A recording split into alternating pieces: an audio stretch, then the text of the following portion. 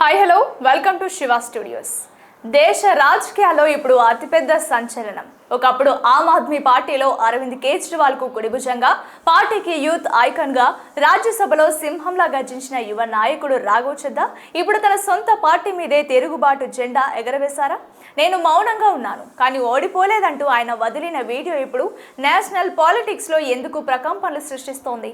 భర్తకు అండగా Bollywood star heroine పరిణితి చోప్రా ఎందుకు రంగంలోకి దిగాల్సి వచ్చింది? అసలు ఆప్ లో ఏం జరుగుతోంది? డిప్యూటీ లీడర్ పదవి నుంచి రాఘవ్ చద్దాను ఎందుకు తప్పించారు? ఆయన ప్లేస్ లోకి వచ్చిన అశోక్ మిట్టల్ ఎవరు? వీటన్నింటి వెనుక ఉన్న అసలు మిస్టరీ ఏంటో ఈ వీడియోలో క్లియర్ గా తెలుసుకుందాం. ఆమ్ ఆద్మీ పార్టీ అవినీతికి వ్యతిరేకంగా పుట్టిన పార్టీ, కానీ ఇప్పుడు అదే పార్టీలో అంతర్గత కుమ్ములాటలు పీక్స్ కు చేరుకున్నాయి. రాజ్యసభలో ఆప్ డిప్యూటీ లీడర్ గా ఉన్న రాఘవ్ చద్దాను ఆకస్మికంగా ఆ పదవి నుంచి తప్పించారు అరవింద్ కేజ్రీవాల్. ఇది దేశవ్యాప్తంగా తీవ్ర చర్చనీయాంశంగా మారింది. ఒక యువ ఎంపీగా పార్లమెంట్ లో తన గళాన్ని వినిపించిన రాఘవ్ ను ఎందుకు తప్పించారు అనే ప్రశ్న అందరి బుర్రలను తొలిచేస్తోంది. ఈ నిర్ణయంపై రాఘవ్ చద్దా రియాక్షన్ మామూలుగా లేదు. ఆయన ఏకంగా సోషల్ మీడియాలో ఒక పవర్ఫుల్ వీడియోను వదిలారు.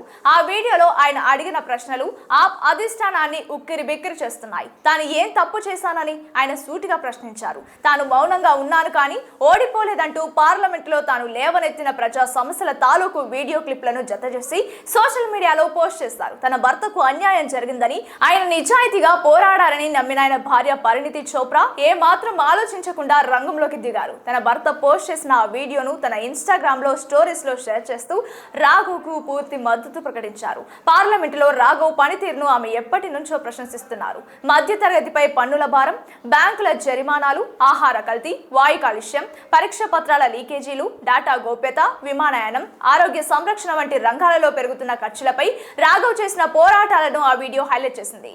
రాఘవ్ చద్దా అడిగిన ప్రశ్నలు వింటే ఎవరికైనా రోమాలు నిక్కబొడుచుకుంటాయి. పార్లమెంటులో మాట్లాడే అవకాశం వచ్చినప్పుడల్లా నేను ప్రజా సమస్యలపై గదమెత్తాను. బహుశా పార్లమెంటులో సాధారణంగా లేవనెత్తిన అంశాలను కూడా నేను ప్రస్తావించాను.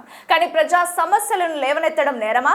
నేనేదైనా నేరం చేశానా? నేను తప్పు చేశానా? నేనేదైనా పొరపాటు చేశానా అని ఆయన సొంత పార్టీనే కడిగి పారేశారు.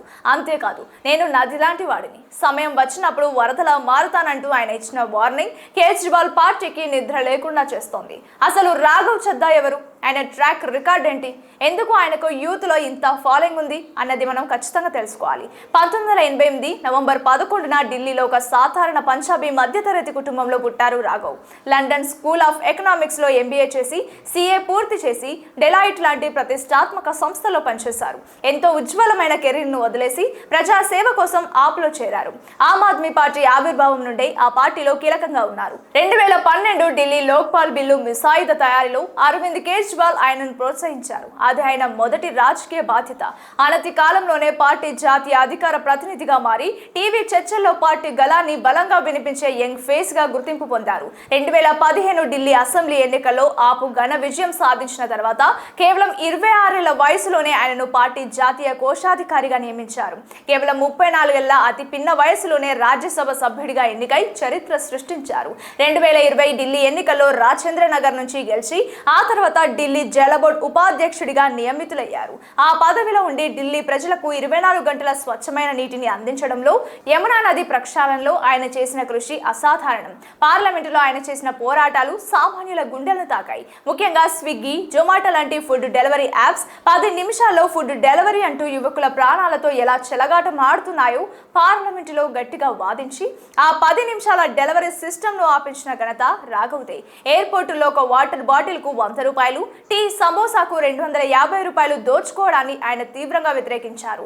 సిమ్ కార్డ్ రీఛార్జ్ చేయించకపోతే ఇన్కమింగ్ కాల్స్ కట్ చేసే టెలికాం కంపెనీల దోపిడీని ప్రశ్నించారు.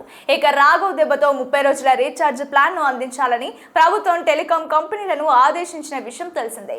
తండ్రులకు కూడా పితృత్వ సెలవులు ఇవ్వాలని కొట్లాడారు. ఇక ఆయన భార్య పరిణితి చోప్రా బాలీవుడ్ హీరోయిన్ కాగా వీరిద్దరూ సెప్టెంబర్ 24, 2023న రాజస్థాన్ లోని ఉదయ్పూర్ లో వివాహం చేసుకున్నారు. వీరికి అక్టోబర్ 19, 2025న నీర్ అనే కుమారుడు జన్మించాడు. వీరిద్దరూ లండన్ లో కలుసుకోవడం, ఆ తర్వాత వీరి బంధం ప్రేమకు దారితీసింది. ఇక ఆయన ఆస్తుల విషయానికి వస్తే ఆయన వ్యక్తిగత నికర ఆస్తి విలువ సుమారు 50 లక్షల రూపాయలు. ఆయనకు సుమారు 36 లక్షల రూపాయల విలువైన ఇల్లుంది. ఒక మారుతి సుజుకి డిజైర్ కార్ ఉంది. సుమారు 4.94 లక్షల రూపాయల విలువైన బంగారం, 6 లక్షల రూపాయల విలువైన బాండ్లు, షేర్లున్నాయి. రాఘవ్ చద్దా కంటే పరిణీతి చోప్రా ఆర్థికంగా చాలా బలంగా ఉన్నారు. ఆమె మొత్తం నికర ఆస్తి విలువ సుమారు 74 కోట్ల రూపాయలు. ముంబైలోని బాంద్రా ప్రాంతంలో ఆమెకు 22 కోట్ల రూపాయల విలువైన విలాసవంతమైన ఇల్లుంది. ఆమె వద్ద 1.30 కోట్ల రూపాయల రేంజ్ రోవర్ వోగ్, 43.19 లక్షల ఆడి Q4, 69.27 లక్షల ఆడి Q7 వంటి ఖరీదైన కార్లున్నాయి. ఒకప్పుడు ఆమె ఏడాదికి సుమారు 5.36 కోట్ల రూపాయల వరకు సంపాదించేవారు. ఇక రాఘవ్ చద్దాను డిప్యూటీ లీడర్ పదవి నుంచి తొలగించిన ఆప్ అధిష్టానం ఆయన స్థానంలో ఎల్పియు ఛాన్సలర్ అశోక్ మిట్టల్ ని నియమించింది. రాజ్యసభ సెక్రటేరియట్ కు ఈ సమాచారం కూడా ఇచ్చేసింది.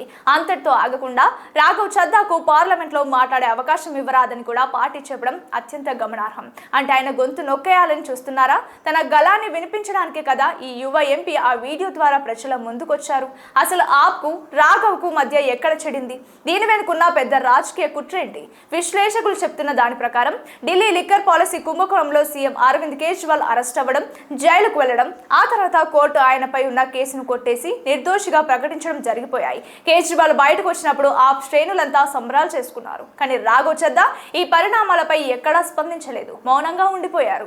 ఆ సమయంలో ఆయన విదేశాల్లో ఉన్నారన్నది పక్కన పెడితే పార్టీ అధినేతకు క్లీన్ చిట్ వస్తే కనీసం ఒక ట్వీట్ కూడా చేయకపోవడం కేజ్రీవాల్ వర్గానికి తీవ్ర ఆగ్రహం తెప్పించిందని ఢిల్లీ వర్గాల్లో గుసగుసలు వినిపిస్తున్నాయి. ఒకప్పుడు ఆప్ లో నెంబర్ 2 స్థాయికి ఎదిగిన చద్దా ఇప్పుడు పార్టీ కార్యక్రమాలకు, ఢిల్లీ ఎన్నికల ప్రచారాలకు ఎందుకు దూరంగా ఉంటున్నారు?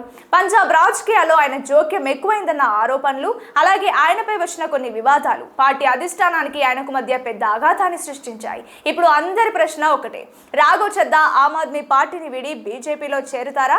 ఆయనను సస్పెండ్ చేస్తే ఆయన పొలిటికల్ ఫ్యూచర్ ఏంటి అనేది ఒక పెద్ద సస్పెన్స్ గా మారింది. అయితే రాఘవ్ ను పార్టీలోకి తీసుకోవడానికి బీజేపీ ఎందుకు ఆసక్తి చూపిస్తుందో ఒకసారి విశ్లేషిద్దాం. మొదటి కారణం youth apple and clean image. Raghav Chadha highly educated, CA చేశారు, మంచి వక్త, ఇంగ్లీష్, హిందీ భాషల్లో అనర్గళంగా మాట్లాడగలరు. పైగా ఆయనపై పెద్దగా అవినీతి ఆరోపణలు లేవు. రెండవ కారణం బాలీవుడ్ గ్లామర్. పరిణీతి చోప్రాను పెళ్లి చేసుకున్న తర్వాత Raghav Chadha image pan India level కు వెళ్ళింది. మూడవది పంజాబ్ వ్యూహం.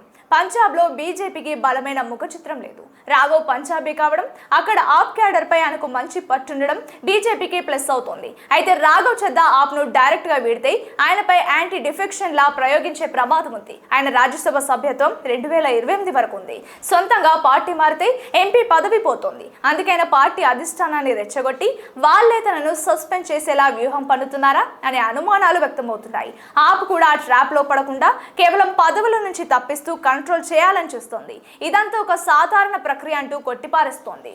డిప్యూటీ లీడర్ మార్పులో ఎలాంటి వివాదం లేదని కవరింగ్ ఇచ్చుకుంటుంది. కానీ రాఘవ్ పెట్టిన వీడియో చూస్తే అది సాధారణ మార్పు కాదని, ఒక అగ్ని పర్వతం బద్దలవడానికి ముందున్న ప్రశాంతతనే అర్థమవుతోంది. నేను నదిని, వరదలా వస్తా అన్న రాఘవ్ చెప్పిన డైలాగ్ వెనుక ఢిల్లీ పాలిటిక్స్ ను షేక్ చేయబోయే వ్యూహం దాగుందేమో వేచి చూడాలి.